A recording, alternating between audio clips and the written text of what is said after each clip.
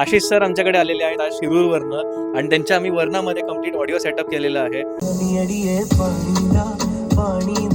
रंग चढ़ा के जे आपो मिल जाइए भूल जाइए एक दूजे दा नाम ताले बैठी सजना भरोसा तेरे प्यार दे.